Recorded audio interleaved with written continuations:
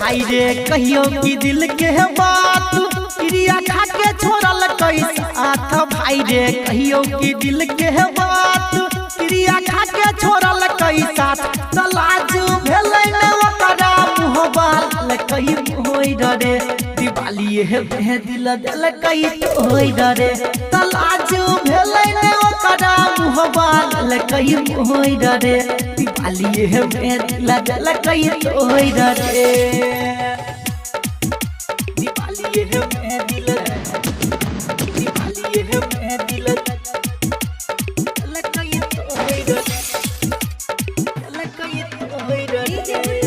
Kanchan recording studio से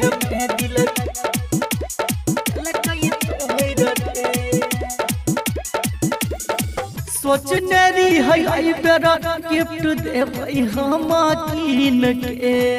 महंगा वाला कोनो चीज अपना पसीन के सोचने रही है बेरा गिफ्ट देबै हम कीन के महंगा वाला कोनो चीज अपना पसीन के तो हमर सपना दल कैसी साजे ना होई रे दिवाली में दिल दल कैसे होई रे तलाज भेलै ने ओकरा मुहबाल कहि होई रे दिवाली में दिल दल कैसे होई रे दिवाली में दिल दिवाली में दिल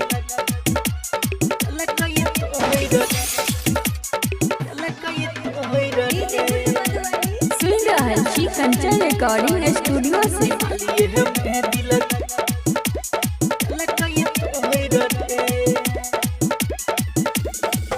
जहानो सो ज्यादा प्यार करे छलिए हमर तब हमर जीना की में गेलै हमर भाई रे जहानो सो ज्यादा प्यार करे छलिए हमर तब हमर जीना की में गेलै हमर अरे राइटर विकेसी से नहीं आल कहि छोई रे आघ के दिल कहि छोई रे तलाज भेलै ने ओकरा मुहबाल कहि होई रे दिवाली में दिल दिल कहि होई रे हाय रे कहियो की दिल के बात क्रिया खा के छोड़ल कैसे आथ भाई रे कहियो की दिल के बात क्रिया खा के छोड़ल कैसा तलाज भेलै ने ओकरा मुहबाल कहि होई रे दिवाली में दिल दिल कहि होई रे तलाज भेलै ने ओकरा मुहबाल कहि होई रे दिवाली में दिल दिल कहि होई रे।